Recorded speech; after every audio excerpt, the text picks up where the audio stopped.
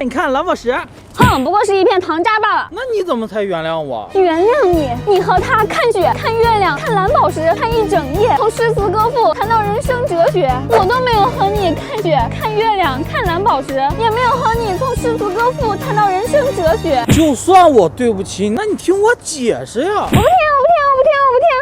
听，你怎么连句解释都没有？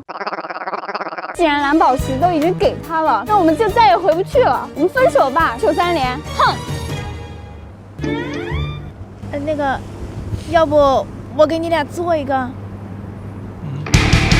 蓝宝石的产地主要有缅甸、斯里兰卡、泰国、中国。哎呦，挖矿去！挖什么矿？闲人自有妙计。啊，硫酸铜。硫酸铜是一种无机化合物，一般用来电镀或染色。通过制作饱和溶液的方法，就可以制作成蓝宝石了。1、2、3、4、5、6、7，哇塞！在做实验之前，我在网上查过啊，这个硫酸铜它是有一定毒性的。简单来说就是别碰别吃，所以我先整一个安全防护措施。OK， 我们先在烧杯中加入一点硫酸铜，烧杯硫酸铜。哎，我给你们看一下吧，你们见过没有？这样看到了吗？蓝色的晶体，我们就加入1勺吧。哇，像不像那个我们做碰糖里头那种带颜色的糖？好，然后再加入一点纯净水。好，记住一定要加纯净水或者蒸馏水啊。具体原因呢，请见留言区的化学大佬。哦，它现在已经变蓝了。OK， 我们现在上酒精灯加热一下，然后我们一边加热一边搅拌。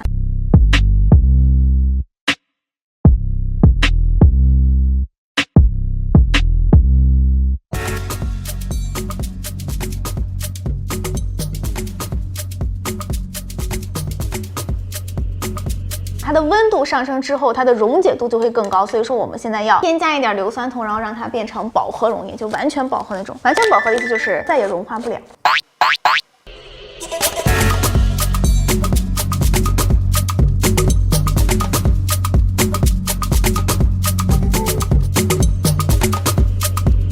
好，再加一点闭气。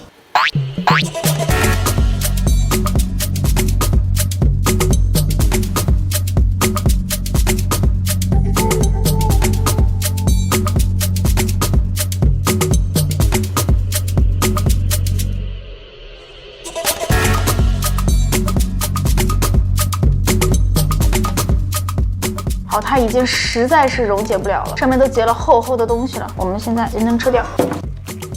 好，到这儿我们的热饱和溶液就做好了。化学天才啊。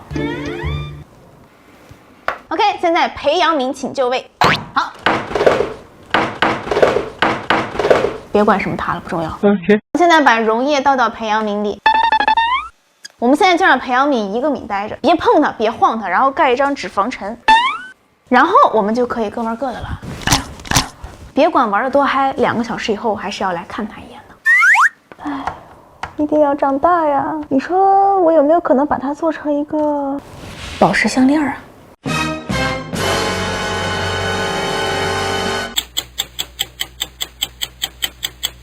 ？More moments later。好，1小时59分，我准备好了，5、4、3、2、1，开盖仪式。哇哦，成了，看到了吗？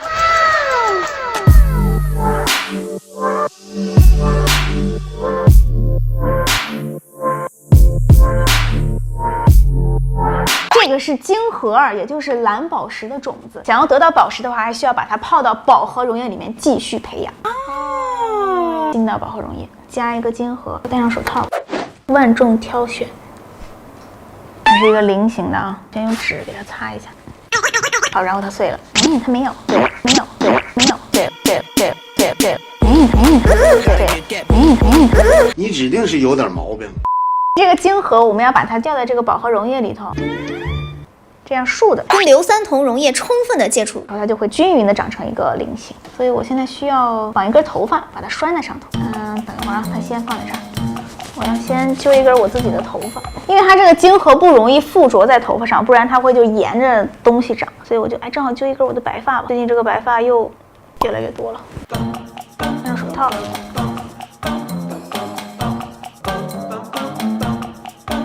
OK， 就这样。然后我把它就吊在这个杯子里，需要找一根木棍儿。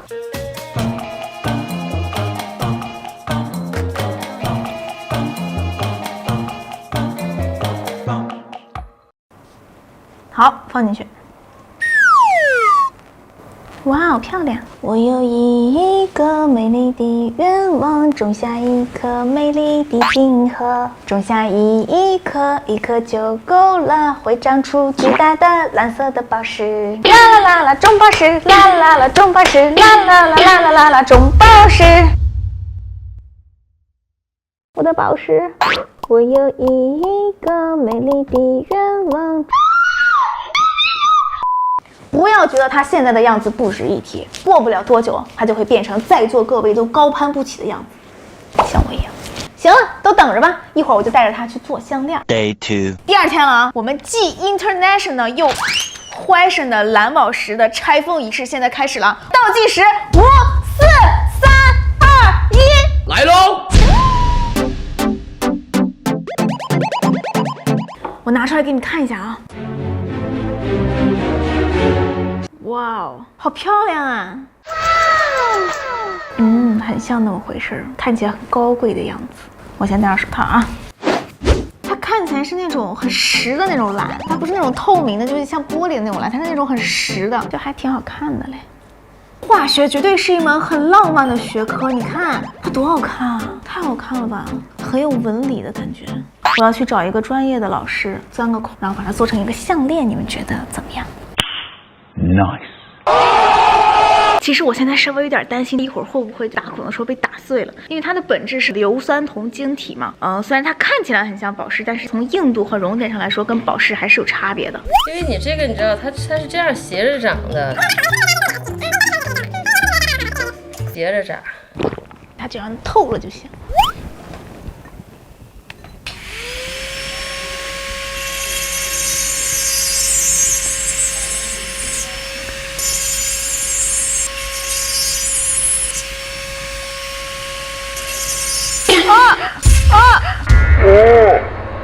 断了。看看，我看看，要不然这样，我给你底下一磨，好，是不是？这会儿我给你咔咔一磨不就行了？3分钟我磨平了。再来。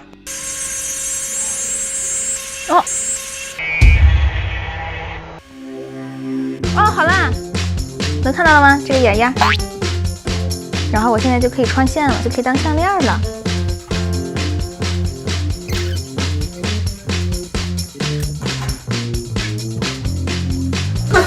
真好看，是不是？这个蓝色特别正，是吧？我也觉得它不是那种透明的，像玻璃一样，有点。和我的气质搭不搭？美，好看，漂亮。挺好看，我这衣服真是很搭，你是不是故意想的？很好看。请各位大佬给我指条路，化学浪漫的第二弹我已经按耐不住啦！我亲手做出来的宝石，把它放到展柜里展示起来。哎，你不给人订阅的吗？订阅是谁？